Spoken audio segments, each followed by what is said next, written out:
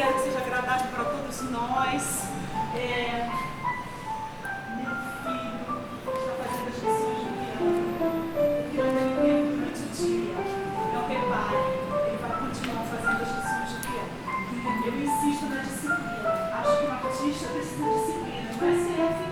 Você pode até nem ser talentoso, mas você só se torna um artista se você tiver dedicação e disciplina. Não é isso? Você vai concordar comigo. Então eu insisto que ele faça seus exercícios todos os dias. Não se acanhe. Eu vou te falar para criança. Então eu quero fazer um brinde à presença de vocês. E a que mais? O amor. A saúde. Isso. O sexo. Gostei dela. Gostei. Ao teatro. A algum dinheiro que nós merecemos. Ao trabalho. Não pode. Aqui, minha amiga CP está oferecendo sua casa. Vem, minha amiga, pode. Pronto. Então, porque acima, abaixo, ao centro e adentro. Muito bom. Pode ficar com a taça aqui. Fique com esta. Por favor, fiz uma pequena brincadeira. Distribuí vocês pelas mesas. Procurem seus lugares. Espero que haja lugares para todos. Se não acharem, me digam que a gente providencia. Pode trocar também. Mas providencia seus lugares.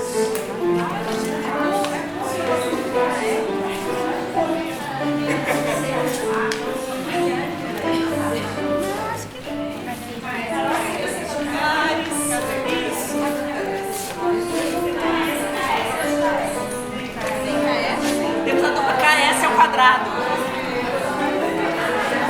Você ficou longe? Ah, bom. Ficaram longe as amigas? Troque de lugares. Vocês são 3? É porque nem todos eu sabia quem estava acompanhando. Vocês são 3? Troquem de lugares com 2. Venha, LS. Cadê você? Cadê seu nome?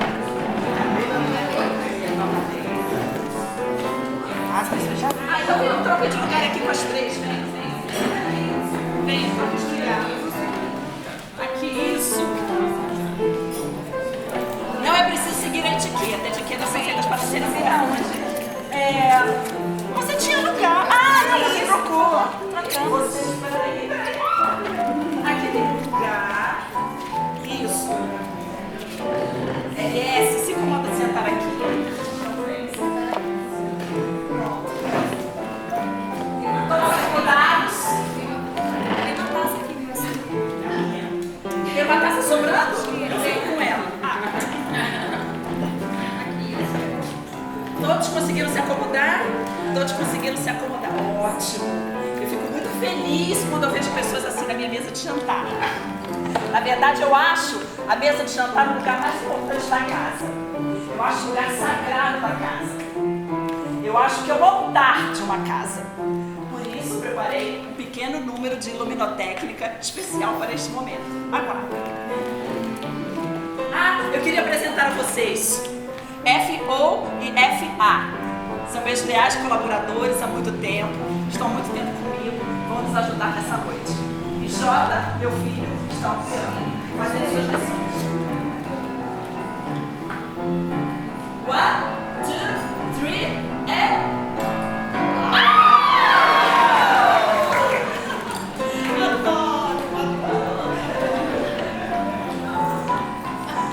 Esse é um light design de PDP, meu light designer personal. Ele faz sempre as animações dos meus jantares, dos meus eventos. Como eu estava dizendo, a mesa de jantar para mim, meu Deus, alguém pisou em algum lugar que não deveria. Capê, cuidado, por favor. Como eu estava dizendo, a mesa de jantar é o lugar favorito da casa. Eu acho que é nessa troca de vibrações, frente a frente com as pessoas, recebendo e dando vibrações numa mesa, que nosso temperamento melhor se mostra. É onde o meu coração melhor se dá. É verdade. Eu aprendi com a minha sogra que quem dá de comer com amor nunca vai morrer sozinho. Porque dá de comer é dar de amor, não é? Oi?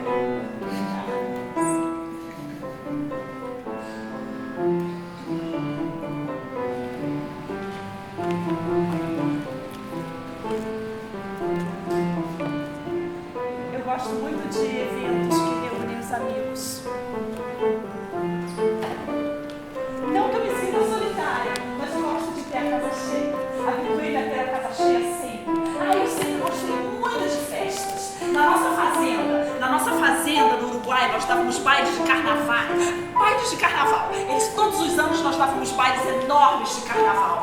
Nossa, como eles eram frequentados. Os desempregados começavam a preparar vários dias de antecedência, muitos pratos frios. Servíamos um churrasco de vaca jovem, servíamos caldo quente, servíamos sorvetes vindos de Montevidéu. O baile começava às 9 horas da noite. A orquestra começava a tocar, nós enchíamos os salões, iluminávamos todo o parque e as pessoas dançavam dentro do salão, porque para carnaval é preciso calor, é preciso contato físico, é preciso um pouco de suor, não é mesmo? Quem acompanha o microtrio sabe. Para carnaval é preciso animação, suor, contato físico. Então nós dançávamos dentro dos salões que eu mesma decorava. Nossos bailes iam até amanhã do dia seguinte. Eles costumavam ir até 8 horas da manhã, por aí. Teve uma certa ocasião em que às 10 horas da manhã a orquestra ainda tocava. E minha sogra, que acordava às 5, pediu, pelo amor de Deus, deixa as pessoas irem embora. As pessoas iam fantasiadas, ou então vestidas muito esportivamente.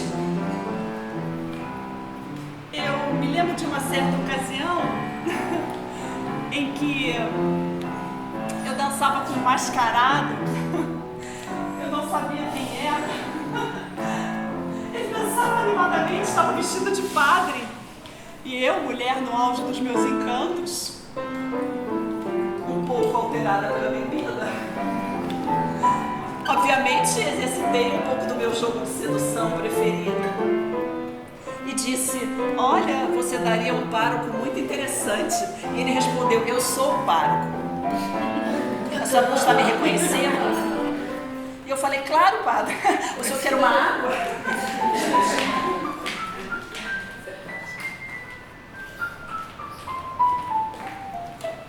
Nossa vida na fazenda não era só festas, obviamente era muito trabalho também. Nós costumávamos acordar muito cedo e correr às fazendas para ver os bois, ver as plantações, ver os adubos e cuidar se estava tudo bem. Meu marido era um homem de negócios próspero e algo voluntarioso, mas não puxou em nada a sua mãe. A sua mãe, sim. A sua mãe era uma pessoa encantadora. A minha sogra é alguém que eu verdadeiramente gostaria de ressuscitar. Se eu pudesse ressuscitar alguém, eu ressuscitaria a minha sogra. De tanto que eu a amei, de tanto que eu a admirava, de tanto que eu aprendi com ela. Aquela mulher acordava às 5 horas da manhã. Ela trabalhava até às 10 horas da noite. E ela corria todas as fazendas conosco. Ela cozinhava, ela dava de comer aos animais, ela dava ordem aos empregados, ela administrava a casa da minha sogra, desde o dia que eu cheguei lá casada com meu marido.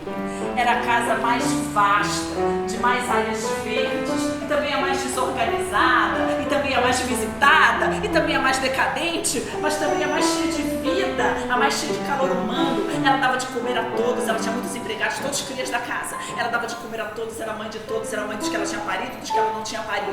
Enfim, era uma mulher com sangue. Sabe, sangue? Era uma mulher sanguínea. Era uma mulher voluntariosa, inteligente. Eu tenho uma sopeira dela. Traz uma sopa. Isso. A sopa foi o que restou do aparelho de jantar da minha sogra. Meu marido teve um pequeno problema financeiro e as nossas posses foram um pouco dilapidadas. Como vocês podem notar, ficamos com restos de partes de tudo. Mas não importa, quero falar ainda dos tempos áureos, dos tempos em que ela, aquela mulher guerreira, inteligente, amorosa, que era mãe de todo mundo, ela me ensinou, dizendo, o primeiro dia que eu cheguei na casa dela, esta é sua casa, faça dela o que você quiser, não vou pedir que você faça o meu filho feliz. Mas faça o que quiser, haja o que houver, seja uma autêntica mulher uruguaia. Eu não sou uruguaia. Mas isso era um adjetivo. Ela queria dizer uma mulher gauchesca, uma mulher do campo, uma mulher com a sua fibra. E foi o que eu fiz. No amor e no desamor ao filho dela, eu tentei me manter uma mulher uruguaia. Jota, diz sogra era minha avó, a outra sopeira da minha avó. A minha avó foi uma pessoa muito próxima de mim e ao mesmo tempo muito distante. Ela viveu 35 anos doente. 35 anos. Naquele tempo os diagnósticos não eram muito precisos, então eu nunca soube muito bem o que ela teve. Mas o fato é que ela teve algum coquetel neurológico, com todas as patologias possíveis, eu vou ajudar ela aqui com essa tela. E acho que ela teve alguma coisa parecida com uma esclerose múltipla, combinada ao mal de Parkinson, temperada com talvez o Alzheimer, não sei.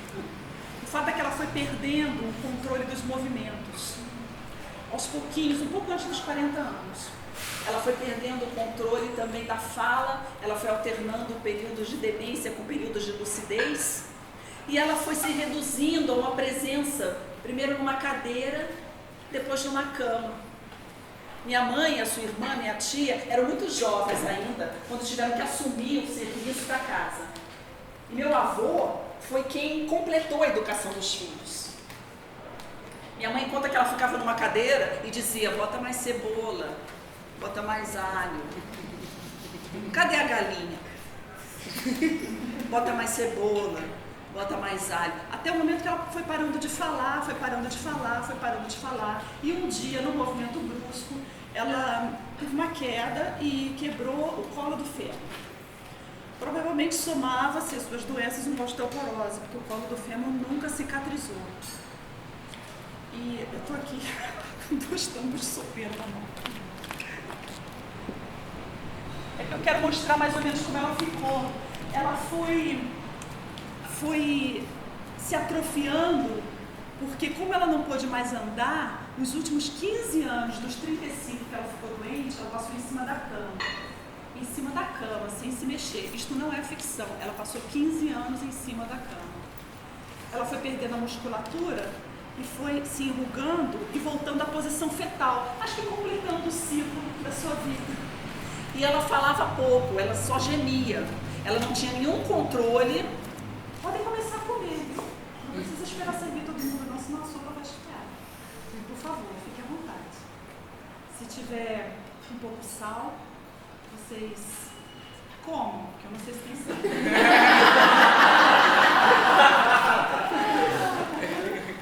Enfim, a minha avó, tudo que ela conseguia era balbuciar, e de vez em quando, principalmente quando nós estávamos assistindo algum filme de terror na sala, eu e meus irmãos, ela dava um grito, ah! E a gente dava um pulo na sala. Aí um cutucava o outro e dizia, vai lá ver o que a vovó quer. E a gente dizia, vó, o que você quer? Eu quero abrir o olho. Aí a gente puxava assim uma pálpebra, puxava outra pálpebra, porque ela não tinha controle para abrir os olhos. Ela não tinha controle sobre o esfíncter, não tinha, bom, não, essa parte eu não vou falar, obviamente. Ela não se mexia na cama, nós tínhamos que virá-la na cama. Para ela tomar banho, a minha mãe carregava todos os dias no colo, colocava sentada no vaso sanitário e dava banho de baldinho, da cabeça para baixo. Tinha uma pele finíssima, parecia de KS, uma pele assim, totalmente translúcida, não pegava poluição, então tinha aquela pele muito fina. Então ela foi virando aquela plantinha dentro de casa. Quando eu nasci ela já era assim. Até que um dia ela morreu. Do jeito que ela veio, ela foi. Não teve a menor influência na vida de ninguém lá em casa. A plantinha morreu, como se fosse um peixinho no aquário. Morreu o peixinho, foi embora. A gente enterrou o peixinho. Não, parece terrível, mas qual é o vínculo que você cria com uma pessoa assim, né? Eu não tive amor de vó. A outra avó eu não conheci, porque ela foi atropelada antes dos meus pais se casarem. Então eu não tive esse amor de vó. Esse amor de avó que a carinha eu não tive. Mas é uma figura engraçada na minha vida. A minha avó. Juro. Música para a avó. É. Todos os dias eu pego ele. Tá, enquanto vocês tomam a sopa, um pouquinho, ele tocará música para a avó. O McCartney faz sentido. Faz sentido.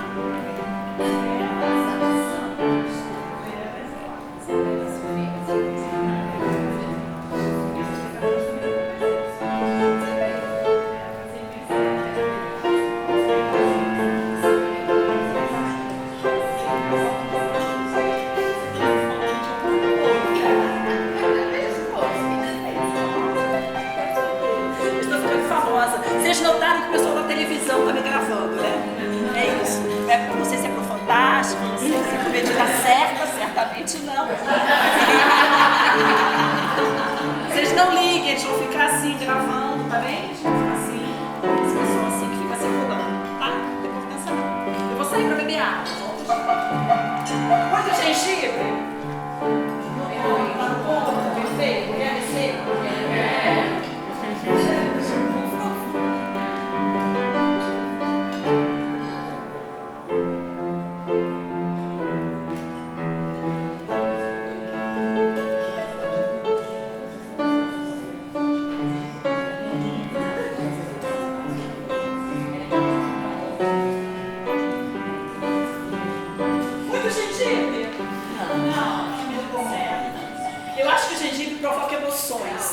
Não é? O gengibre provoca emoções internas. Porque há coisas que mexem com o prazer, com as sensações da gente, que não são assim as mais óbvias. Não são só questão de sexo, de pele, não é? Há coisas que provocam emoções. Quer ver um exemplo? Eu acho que é todo um prazer quase cutâneo, quando você vai ao banco pedir um empréstimo. Quando você conversa com um diretor-gerente e já no aperto de mão, você sente que ele te olha com um olhar de cordialidade e simpatia. Eu, cada vez que precisei dos serviços do banco, me senti muito estimada, muito compreendida. Muito. Jamais me passou pela cabeça questionar, por exemplo, os juros. Se os juros são altos ou não, se são convenientes ou não, todo juro é válido. É claro que todo juro é válido. Nós não pagamos pelos outros serviços, nós não vamos ao cabeleireiro, não é? Para manter um bom visual. Nós vamos às diversões, sem questionar o preço do ingresso, sem questionar se o espetáculo vale ou não, se a fita de cinema é boa ou não, se a bebida que nós bebemos com ou sem álcool custa mais ou menos do que 1 litro de leite e a gente paga sem reclamar. Então por que na hora de alugar dinheiro, entendeu? Alugar dinheiro, empréstimo não é dinheiro alugado? Não é? Então por que nessa hora os ranzinhos gritam que os juros são escorchantes, que o banco está nos explorando? Todas as vezes que eu fui pedir um empréstimo, o que me ocupava a mente é se eu ia obtê-lo. Eu suava frio, eu ficava reprisando meu discurso. Cada vez que eu entrava na agência do banco, até que surgia a figura do senhor TTT. Eu chamava de 3 T's. Alto, bem apessoado, olhar penetrante, aquela barba bem escanhoada, aquele eau de parfum que só os franceses sabem usar, exalando cordialidade e simpatia, apertava minha mão, me ouvia com calma, um olhar penetrante, ouvia todas as minhas razões e dizia: claro, a senhora tem toda a razão, criar 11 filhos em Paris não é para qualquer um, a senhora tem toda a razão, nós vamos liberar o crédito, já já minha secretária vai ligar. E efetivamente, algumas horas depois, eu na embaixada onde eu trabalhava, recebi um telefonema da secretária que dizia que eu podia passar lá e pegar aquele papel verde com letras douradas que era o passaporte para minha felicidade. Adoro promissórias! Adoro! Elas são a garantia de uma ida das crianças ao dentista, de blue jeans novos para uns, de fazer frente às despesas de aniversário do mês, porque com 11 filhos todo mês tem aniversário. E até mesmo de fazer, ajudar na ida coletiva às férias, nos Alpes, na neve. Ou na Espanha, na nossa casa de veraneio em Cadaqués. Porque eu acho que é parte integrante e imprescindível da educação espiritual e criativa de uma criança ir ao estrangeiro uma vez por ano, ou 2, ou a cada feriado. Evidente. Quando eu for. Então, jamais que eu ia prestar atenção em juros, se eram altos ou não. Eu gastava minhas energias rezando Ave Marias pro anjo da guarda do senhor TTT. E com a garantia do Banco Cósmico. Banco Cósmico. Eu nunca deixei de faltar um compromisso. Sim, porque a falta no amor é a infidelidade dos sentimentos. A falta na saúde é o mau funcionamento dos órgãos. A falta para um banco é você não pagar. Então, se a gente paga pontualmente, os gerentes e o Banco Cósmico nos acolhem com simpatia. Acabaram a sopa? Meu mais novo equipamento. Funciona! FO, pode recolher, por favor, os pratos e trazer a salada. FA tem um pequeno problema auditivo. FA, recolhe os pratos e traz a salada.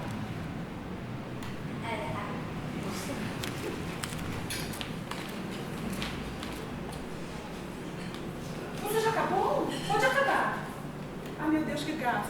Pode acabar. Tem gente que é assim, mais lenta. Nem isso. Pode comer. Pode comer. Não gostou da sopa? Muito gengibre. Alguém tem horas? Já? Esse relógio funciona. Foi do meu pai. Funcionava. Meu pai morreu pobre. Pobre. Deixou o pijama, como se diz. Deixou, na verdade, um telefone, um terreno em Teresópolis, as suas memórias e a história do Plano Cohen, contada por ele. Plano Cohen, lembram disso? Da escola? Vou avivar a memória de vocês. Eu soube da morte do meu pai pelos jornais.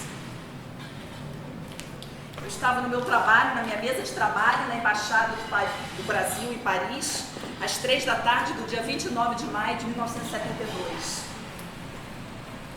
Estava folheando Le Monde, que é o jornal que eu leio atualmente todas as tardes. E na seção 5, na página A Travers Le Monde, eu leio: Brasil, le général Olímpio Mourão Filho, président de la Cour militaire suprême, est mort le samedi 27 mai, à Rio de Janeiro, à l'âge de 72 ans. En mars 1964, il avait donné le signal de soulèvement contre le gouvernement Goulart dans l'état de Minas Gerais. Eu fechei o jornal e saí correndo para tentar uma ligação para casa.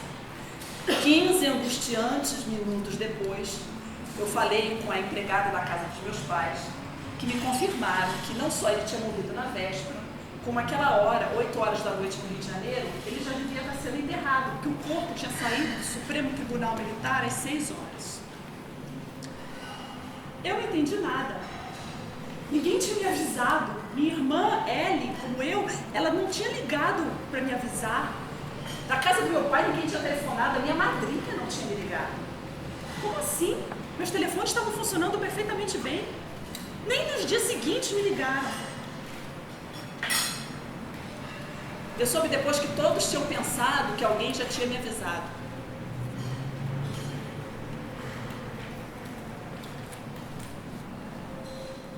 Ou talvez eu fosse a ovelha negra da família, que era melhor não ter por perto no velório. O meu pai morreu quando eu tinha 12 anos. Eu estava brigada com ele nessa época. Na verdade, ele não sabia, mas eu estava brigada com ele. É porque ele tinha tido um episódio de infidelidade, tinha sido infiel à minha mãe, e tinha virado tudo um grande drama mexicano, e a história vazou para os filhos, e obviamente eu tomei partido da minha mãe, que era a mulher traída e infeliz da história. E ele virou o vilão. E eu rompi com ele, parei de falar com ele. Isso eu tinha 10 anos.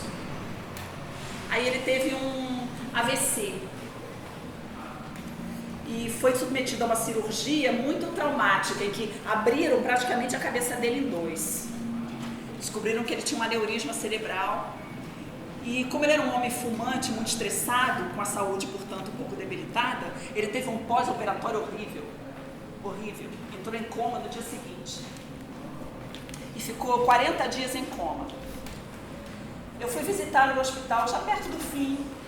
E quando eu vi aquele homem tão frágil, inchado, com a barba por fazer, ele tinha uma voz tonitruante, era um machão suburbano. Eu fiquei com pena dele. E aí eu decidi que quando ele voltasse para casa, eu ia fazer as pazes com ele. E eu ia dar muito carinho para ele, para ajudar na recuperação. E ele não voltou.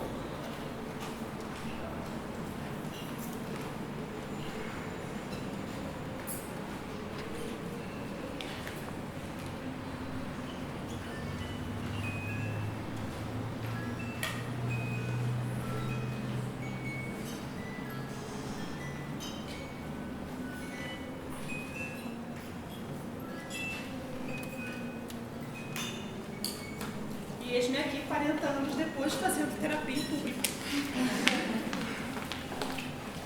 Todos os jornais noticiaram a morte do meu pai.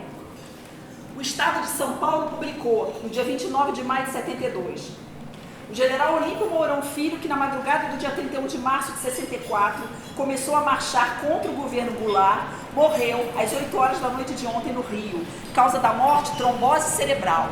Seu corpo está sendo velado no Salão Nobre do Superior Tribunal Militar. O general Olímpio Mourão Filho, primeiro militar a levantar-se contra o governo Goulart em 31 de março de 64, morreu sem ter realizado a sua revolução. Aclamado como líder do movimento, do qual foi um dos principais organizadores desde o início da conspiração até a queda de Jango, não participou, no entanto, da organização do novo regime, do qual divergiu em várias ocasiões.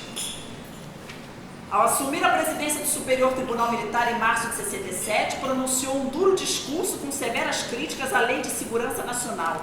Mourão decidiu armar o golpe contra o Jango no dia seguinte, já, aquele comício no Automóvel Clube. Ele achava que o Jango tinha rasgado a Constituição e rompido com a postura democrática e o respeito à lei. Aí, na madrugada do dia 31 de março, ele pegou as tropas que ele liderava na 4ª Região Militar, em Juiz de Fora, e marchou sobre o estado da Guanabara. O Rio de Janeiro antigamente se chamava Estado da Guanabara.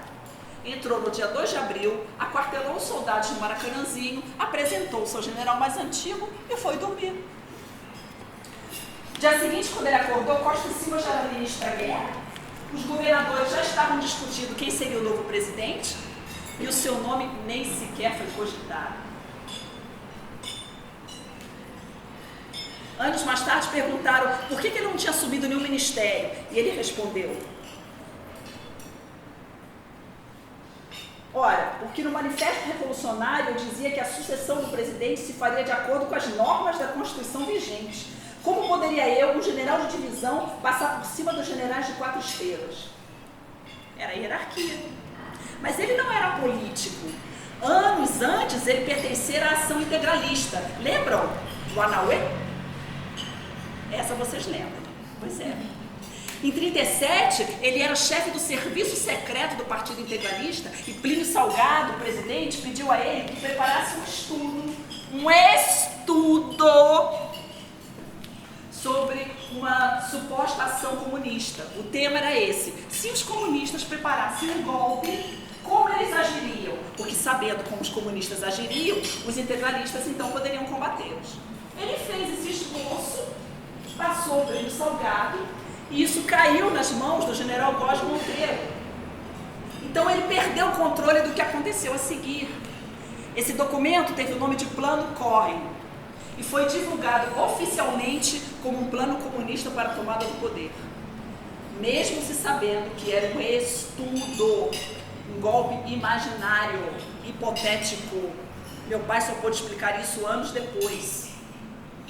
Com isso, o governo teve um pretexto para o golpe. As eleições presidenciais foram canceladas, as liberdades civis foram restringidas, Getúlio Vargas implantou a ditadura do Estado Novo e a ação integralista foi fechada. Ele não concordava com algumas coisas da ação integralista. Ele não gostava da representação por meio de sindicato. Ele não gostava do gesto do Anauê. Ele dizia que o integralismo, na verdade, era antifascista, gente. O equívoco era causado pela confusão dos gestos e dos símbolos. O que eu acho engraçado nessa vida é a ironia e são as voltas que a vida dá. Alguns anos antes do golpe, em 62, meu pai já conspirava abertamente contra o Jango, mas servia no Rio Grande do Sul. E nós estávamos reunidos na casa dele, no aniversário dele, e meu filho, de 4 anos, foi atropelado na frente da casa dele. Meu filho morreu. E quem cuidou de amparar a família, quem cuidou de disponibilizar todo um regimento para nos cuidar, para tomar as providências, foi o general OJS, que viria a ser adversário do meu pai na Revolução. Mas que nesse momento eu não sabia disso. Ele nos cumulava de atenções, nos cumulava de carinhos. Ele achava que meu pai era o homem dele. Outro que nos ajudou foi o governador do estado do Rio Grande do Sul, LB. L de MB. avião à nossa disposição para trasladar o corpo para o Uruguai, onde nós morávamos. O mais imponderável nessa história é que duas pessoas a quem meu pai traía pensando no bem da nação, para combater um golpe comunista que ele achava que ia acontecer. Essas duas pessoas foram as pessoas de maior valia no momento que a gente precisava amenizar um pouco a nossa incomensurável dor.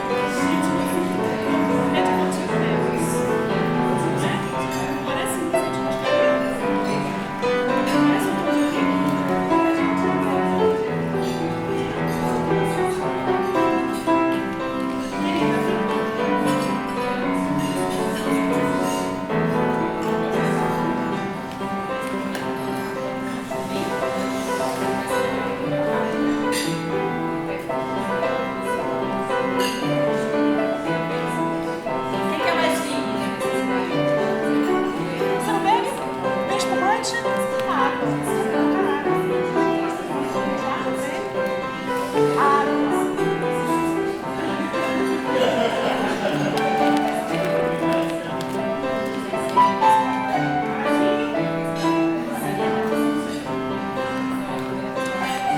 Eu vou deixar aqui.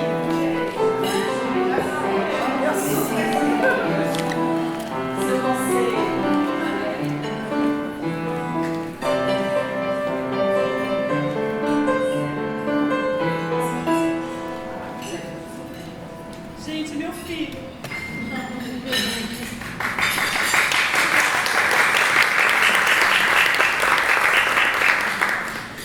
Quando um casal ou uma viúva tem 11 filhos, é de se supor que eles chegaram um por um na casa dessa pessoa. Ou pelo menos de par em par, no caso de serem gêmeos. Completamente inusitado é que tenham chegado 7 ao mesmo tempo.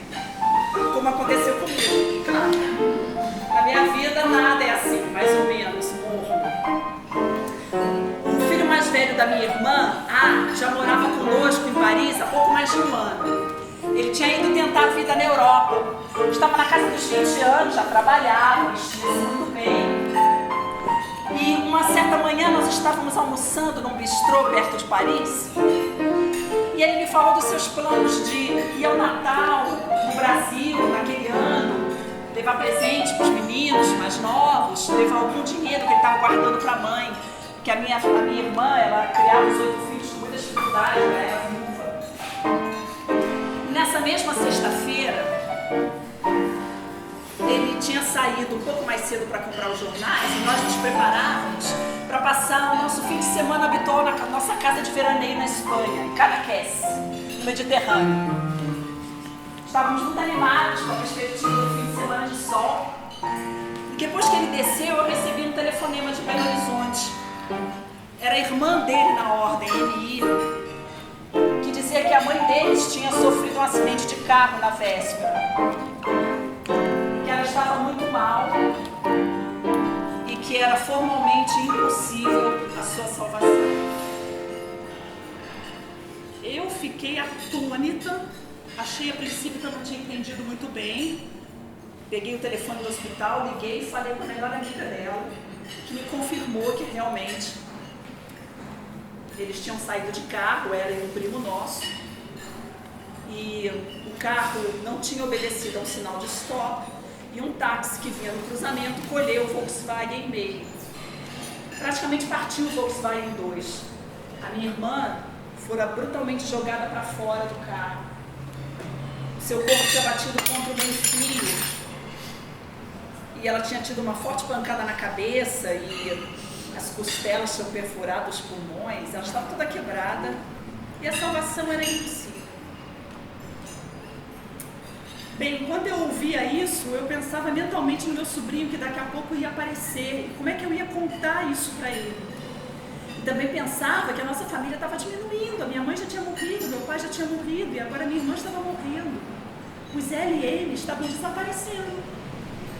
E nisso ele chegou, feliz porque poucas horas o separavam da sua namorada espanhola, nas nossas festas de fim de semana, em que nós e nossos amigos tomávamos sol nus nas pedras de Cadaqués e nos reuníamos em volta das mesas, cantando, tomando aquele belíssimo vinho e festejando a vida. Eu recebi agora um telefonema muito perturbador e parece que a sua mãe sofreu um acidente. Ela saiu para comprar uns limões para fazer caipirinha com o marido da nossa prima e o carro bateu. A sua irmã acha que seria uma boa ideia você viajar para o Brasil para ajudar com seus irmãos mais novos. Que estranho, e você acha que é grave? Eu não sei dizer, porque a ligação estava um pouco ruim, mas eu tomei a liberdade de reservar para você uma passagem no avião hoje mesmo. E ele foi ficando pálido, os lábios foram ficando brancos, o nariz fino. A cor foi fugindo do rosto, os braços pendendo. E ele disse, mas você acha que ela vai se salvar? Eu não sei dizer. E as lágrimas começaram a verter pelo rosto dele, lágrimas que seriam um prenúncio das que ele ia verter um pouco mais tarde no túmulo da mãe. 8 dias depois, eles chegaram. Ele e os 7. Quando eles desceram do avião, muito assustados, eu olhei aqueles 8 seres magrinhos, tristes pela perda da mãe, morenos pela ascendência índia do pai. Eu pensei que eu tinha que acolhê-los com muito carinho. Eu ia ser a mãe deles daqui em diante. Eu já tinha 3 filhos. Tomei-os sem a menor hesitação sob minha guarda. E criei-os como se fossem meus filhos. Eles obviamente estavam assim receosos, porque era uma vida nova no estrangeiro, com uma tia que eles mal conheciam, e no início tudo foi novidade, mas depois a vida foi muito dura para eles. Eu fui muito dura para eles. Eu fui desnecessariamente rígida. Eu fui desnecessariamente preocupada com eles. Eu queria suprir a falta da mãe. Eu penso que hoje, se eu os encontrasse, eu teria dado uma outra educação. Não teria me preocupado tanto com as notas das provas, e que eles falassem 3 línguas, e que eles se matriculassem nos melhores colégios, e que os sapatos estivessem sempre guardados, as roupas sempre dobradas, e que eles não fossem a festas inconvenientes, e não namorassem pessoas que não podiam, e também que não matassem aula. Hoje, eu seria muito mais aberta, muito mais amorosa, muito mais condescendente. Não sou assim?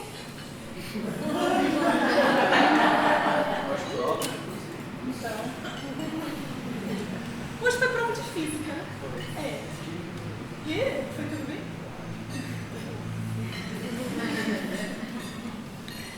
Mas o fato é que a gente sempre acha que isso é a forma de dar amor aos filhos.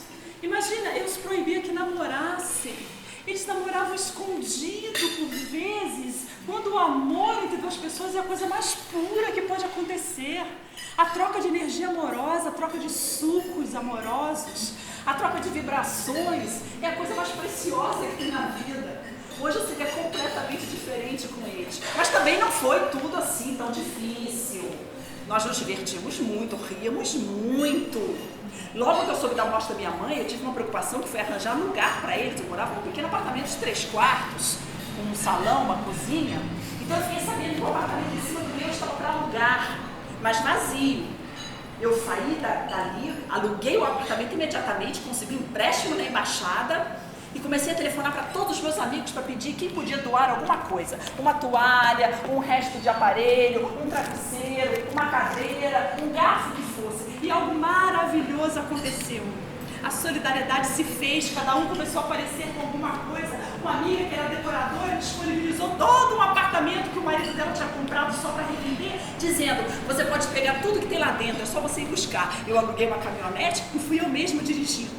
Voltei com tudo. Uma semana depois, os 8 tinham cama, com roupa limpa, edredom, travesseiro, armário, mesas de trabalho, uma cozinha razoavelmente equipada, cortinas nas janelas, tapete no chão.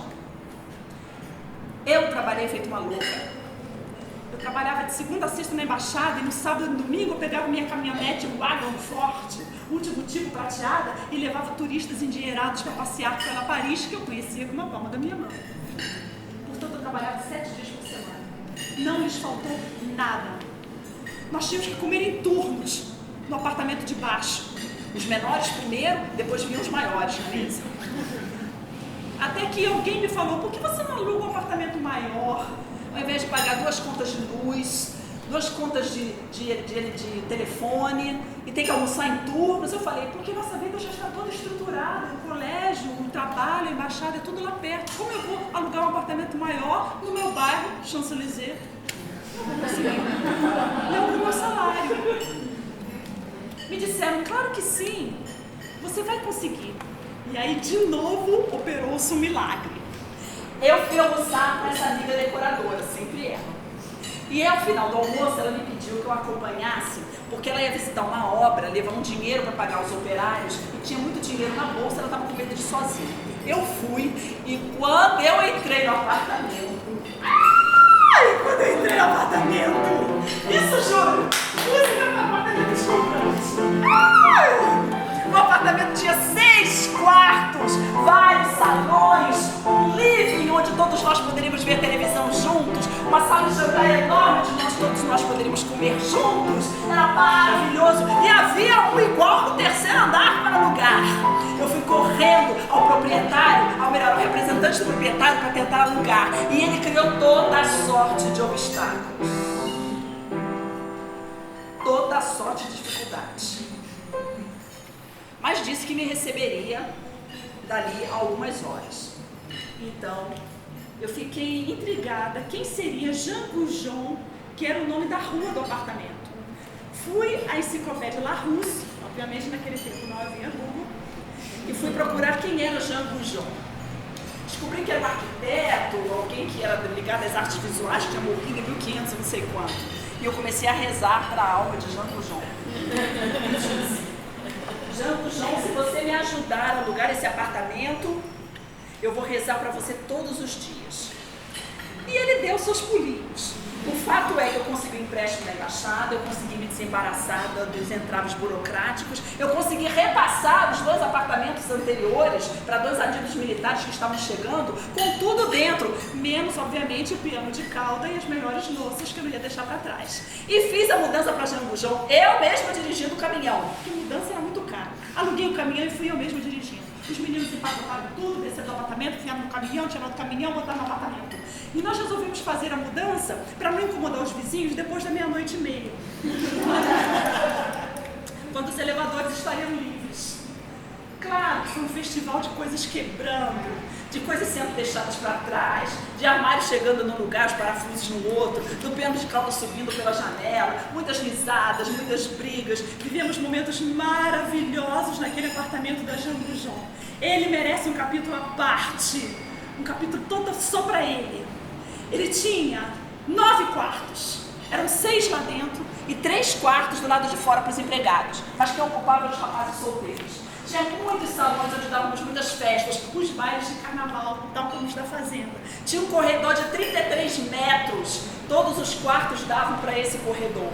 Era tanta gente entrando e saindo nas portas, que além dos meninos tinham seus namorados e amigos e hóspedes, muitos hóspedes, tinham sempre muitos hóspedes. Eu perdi as pessoas de vista.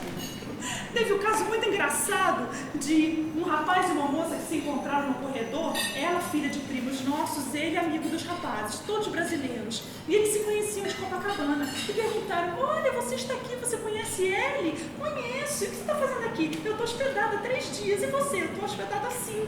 E eles não tinham se encontrado ainda. De uma outra feita, o marido de uma amiga nossa, JR. Ele era inglês, ela era galega e eles moravam em Genebra. Ele vinha para o salão de aeronáutica, mas os hotéis estavam todos esgotados. E ela perguntou se podia ficar lá em casa. Eu falei, claro, dei ordem aos empregados, porque nessa altura do campeonato tinha que tomar mais empregados, né?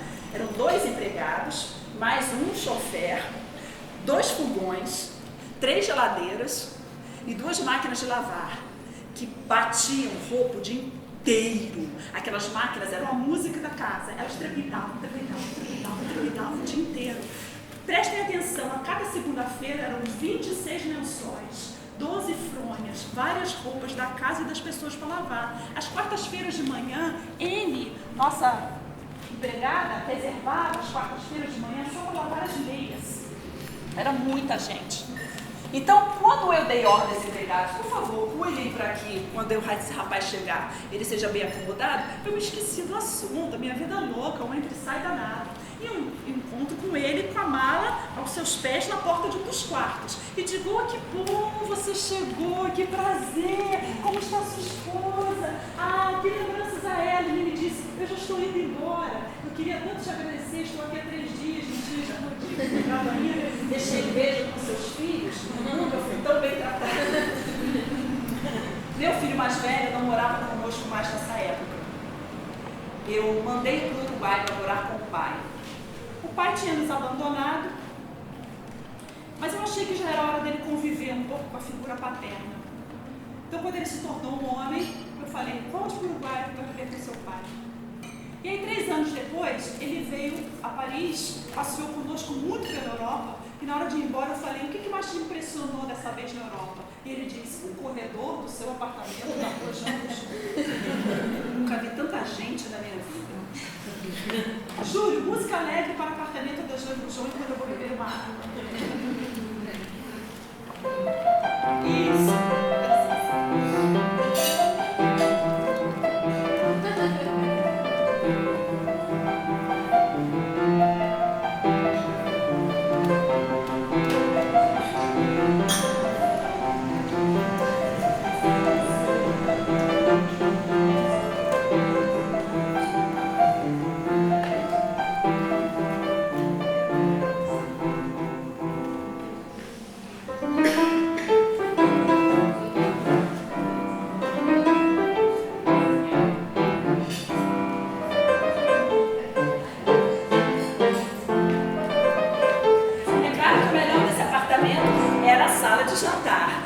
Jantar que eu tanto gosto, não é? Era nessa mesa de jantar que nós fazíamos as nossas reuniões diárias. Nosso momento de comunhão supremo. Era um momento que nós falávamos todos dos nossos fracassos, do nosso sucesso durante o dia, que os menores contavam das casas da escola, os maiores contavam dos seus trabalhos, todos falavam dos seus namorados, as fofocas, os planos, as viagens. Eu fazia questão que todos se sentassem à mesa uma vez por dia, à mesa do jantar. A mesa do jantar, título de minha primeira autobiografia. Houve vários. Porque eu acho que é ali, naquela troca de energias, que o contato se dá. Vocês já repararam que hoje na sociedade moderna as pessoas substituíram o jantar pelo tal do coquetel? Alguém tem contato com alguém no coquetel? Em que você está em pé, com um prato na mão, um copo na outra, um celular na terceira, ninguém se olha, ninguém conversa. Se há diálogo, é totalmente desprovido de sentido. A mesa do jantar é o lugar onde eu corrigia os conceitos da minha educação, onde eu falava das ideias políticas, eu conversava sobre liberdade, sobre higiene, sobre sexo, amor, aborto, virgindade. Nós já tínhamos 3 moças com mais de 17 anos nessa época. E eu estimulava que se elas estivessem amando, elas deviam entregar-se aos seus amores, com autenticidade e pílula anticoncepcional. O amor é uma coisa sublime demais, a gente não pode desperdiçar tempo nem oportunidade. Claro, se não tem nenhum impedimento, se é um amor dentro de condições normais. Sim, você me pergunta o que são condições normais. Eu ouvi mentalmente. Condições normais são todas as partes consentindo, quantas forem não importa, mas todas as partes consentindo. De preferência mais de 17 anos, no caso das moças, para elas já terem alguma consciência, de preferência alguém do sexo oposto.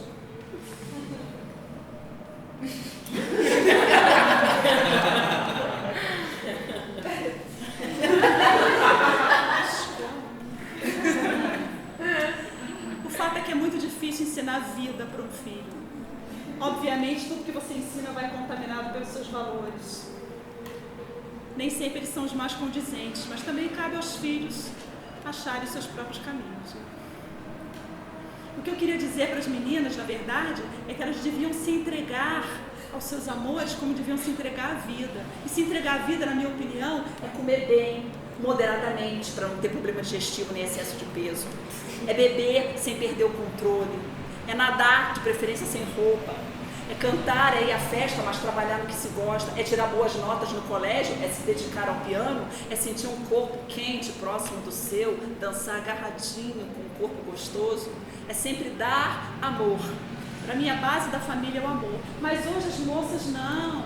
Elas querem fazer as discussões de relacionamento, as famosas DRs. Elas perturbam os homens com perguntas demais. Elas querem saber onde vão, onde foram, com quem estão, por que estiveram. Elas têm crise de ciúmes. Elas complicam. Deixa eu dizer um segredo. A coisa mais fácil do mundo é ter orgasmo. Eu tive muitos amores nessa vida. A coisa mais fácil do mundo é ter um orgasmo. É só fechar os olhos e ter imaginação. Você não precisa de mais nada. Com imaginação você vai a qualquer lugar, em qualquer um. Não precisa estar com a pessoa que você quer. Mas não, querem saber de tudo. E vão no Facebook questionar onde a pessoa está, quem curtiu quem compartilhou quem. Eu não entendo isso. E vão aos cartomantes. A ida a cartomante é o começo do fim. F.O. F.O. Cartomante. Ele vai me ajudar a explicar.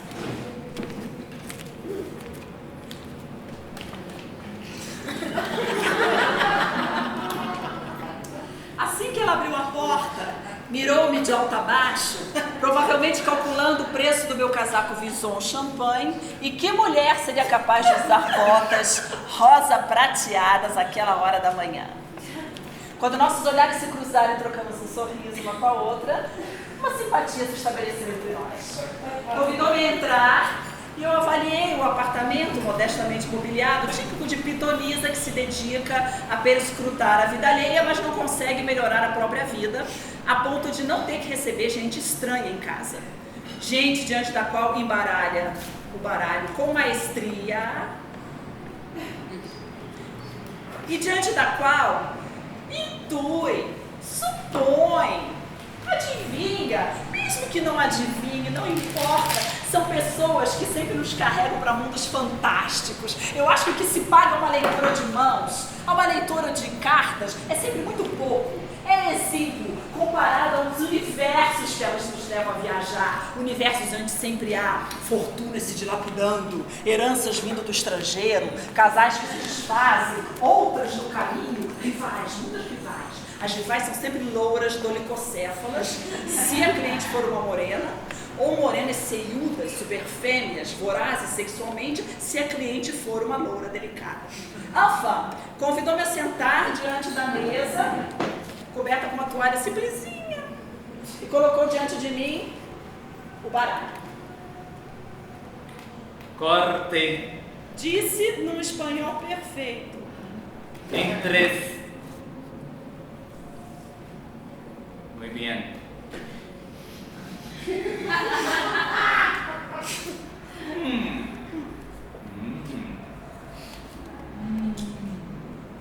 Miro acá muchos hombres.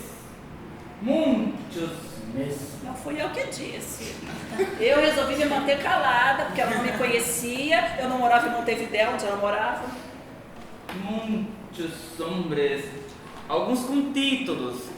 São militares graduados. No Uruguai dos anos 80, qualquer homem com título era um militar graduado. Especialmente a um que faz cama com a senhora e lhe dá alegrias de alcoba. Alegria de quê? Alcoba, alcoba. Esse não é militar, deve ser o embaixador JG de JA, que efetivamente, quando aparece lá nas Nova Yorks da vida, onde eu moro, frequenta a minha cama, me cobre de beijos, consegue uns orgasmos frutos de muita elaboração. Mas quando embarca de novo no aeroporto John Fitzgerald Kennedy e volta para o Brasil, se esquece completamente que plantou genes nas minhas entranhas e nem sequer telefona. Mas esse não é seu homem. Não. Não. Eu sei que não. Miro acá um outro. Sim, de cabelos cris, casado com uma mulher enferma, pode ser? Pode. Ele está muito enamorado pela senhora, muitíssimo, é rico, não sai de las aeronaves, entra uma, salta outra, é homem de negócio. Sim, senhora. Gasta dinheiro, muito dinheiro, vale dar muitos presentes. Toda cartomante acha que homem rico é para dar presentes. Mas esse devia ser R, o subsecretário da embaixada. Efetivamente fazíamos amor na hora da sesta durante o expediente. Pelo menos umas 3 ou 4 vezes por semana. Ele era casado com uma mulher jovem, mas tão tímida, muito desprovida de imaginação na cama. Miro acá um outro, louro. Sim, também tem títulos. Não sei, é capitão. Capitão? Sim, capitão. Não sei se do exército, da aeronáutica. Ele é mais jovem que a senhora. Todos são. Trabalha em serviço secreto. Ai, F.O. em quê? Serviço secreto. Serviço secreto. Sim, senhora. Sim. Vive metido em papéis, ouve muito, grava tudo, recebe ordens maiores. Ordens maiores? Sim, superiores. Superiores, é. Isso, senhores. Agora, além de amantes militares, eu tinha amantes do serviço secreto. É politizada essa cartomante. Acá temos um outro. Sim, Você não tem título, senhora. Não. Tipo solitário, de cabelos escuros, pele clara. Parece homem del campo. Está muito enamorado pela senhora. Muito ferido. Muito solitário.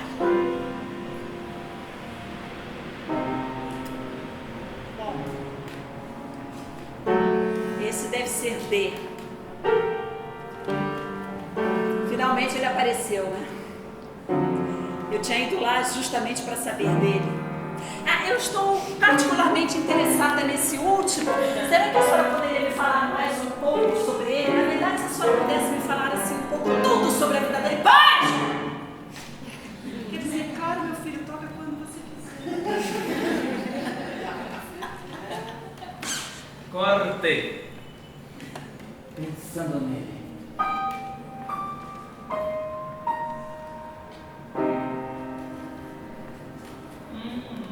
Não há nada terminado definitivamente entre a senhora e ele. A senhora até se casa com ele. Casar? A mulher dele, sim, que ele é casado. Sei. Tem alegria de alcova com outro. Com outro? Sim, mas ele sabe. Ele sabe. E ela sabe que ele sabe.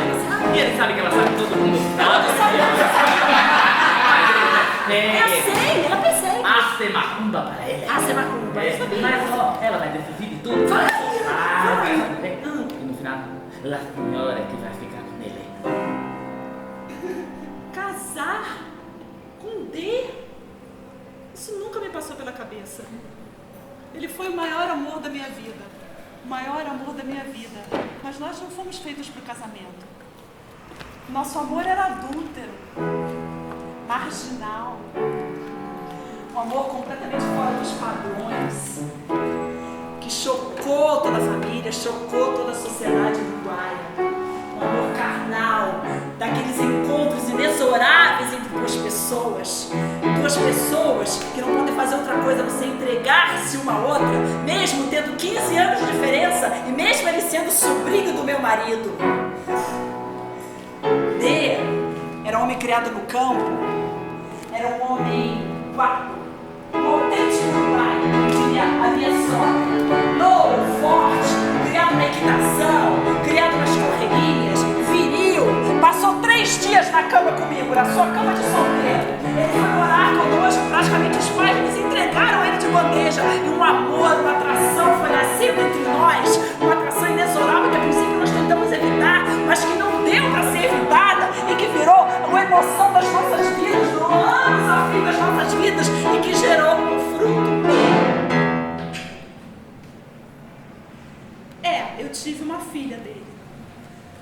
Uma das minhas filhas não era do meu marido. E ele só soube disso quando eu publiquei aquele livro. Eu disse a ele que eu tinha traído, mas não disse que ele não era pai das meninas. Na verdade, toda a família só ficou sabendo quando eu publiquei o livro. Metade de Uruguai caiu de um lado, metade de Uruguai caiu do outro. Foi um escândalo, a bolsa de valores despencou, eu não sei o que aconteceu.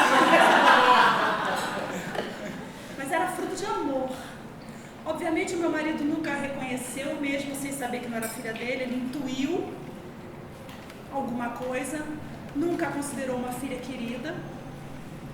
Nós fomos pela primeira vez para a Europa por isso eu fui trabalhar na embaixada, porque já que eu era um adúltero, eu não queria mais depender financeiramente daquele homem.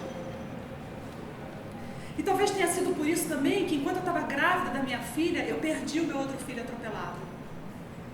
Também era um menino, este do meu marido, que não era amado por ele, não era fruto de um amor. Eu não sei, mas acho que talvez por isso, que não era fruto de amor, mas ele tenha terminado tão cedo de ler a sua partitura. Vai saber. Eu vou pedir a sobremesa.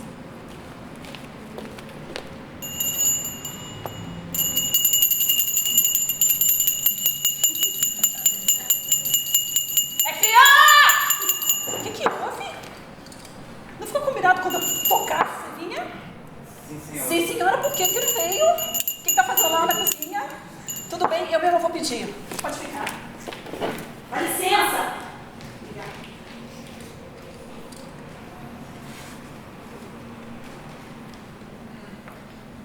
toda mulher tem a menopausa que merece.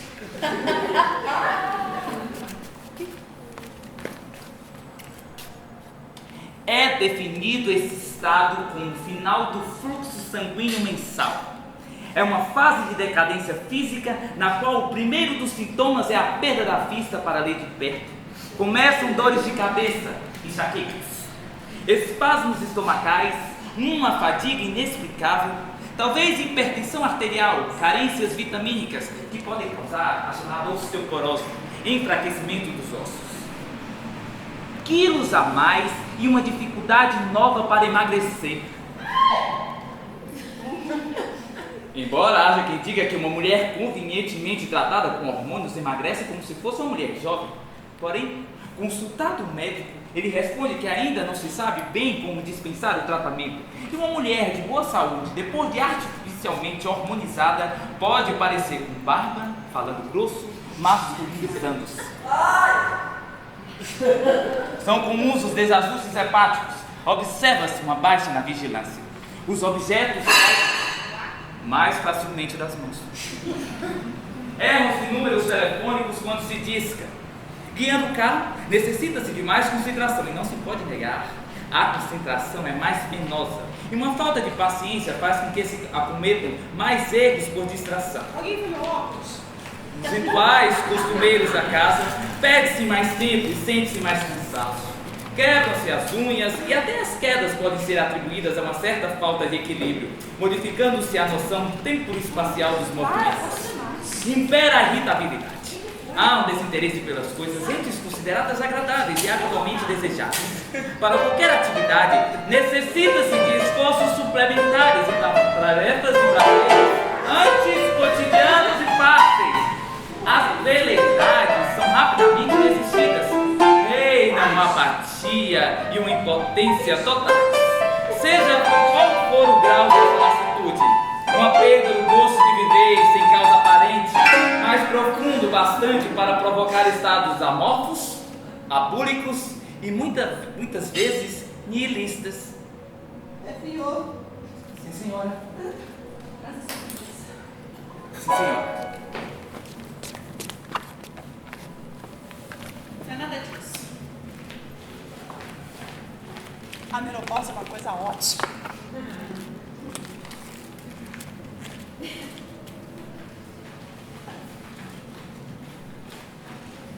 Amigues e queridas congêneres cinquentonas, pensem que os nossos orgasmos, depois da cinquentena e até o fim dos nossos dias, podem chegar a ser mais intensos que nunca.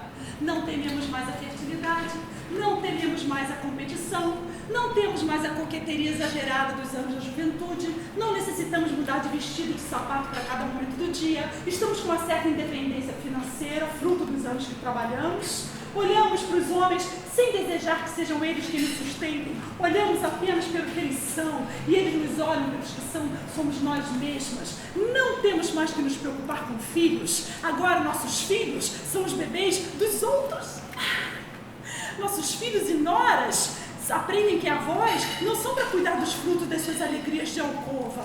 Nossos passos são considerados como naturais, não escandalizamos já ninguém. E se por um acaso, não importa, se por um acaso deixamos os nossos maridos, homens da nossa faixa de idade ou geração, livres e entregues às jovens de 20 anos, para que possam dar a elas a compensação material pelos inconvenientes da carne flácida que eles têm, da lentidão dos gestos sexuais, da demora em chegar à ereção, nós, por outro lado, tomamos mancebos mais jovens sob nossa guarda e, por vezes, sem o menor pudor, sem a menor pujança, podemos sim colaborar na sua educação, com uma compensação financeira, por que não?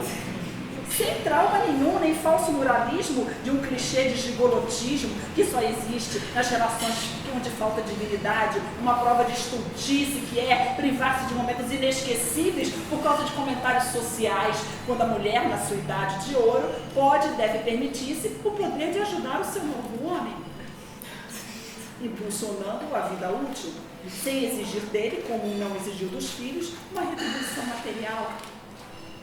Para mim, que entrei na menopausa este ano, esta é a menopausa. Digam o que disserem, eu vejo a vida com lentes cor-de-rosa. E digam o que disserem. Obviamente que eu tenho posições muito discordantes dessa senhora. Eu acho que ela tomou o destino nas suas mãos e fugiu ao que estava estipulado por ela. Por isso ela tem a minha admiração. Fiquem com a sobremesa, os licores e os cafés. Eu vou vestir algo mais confortável. Até já.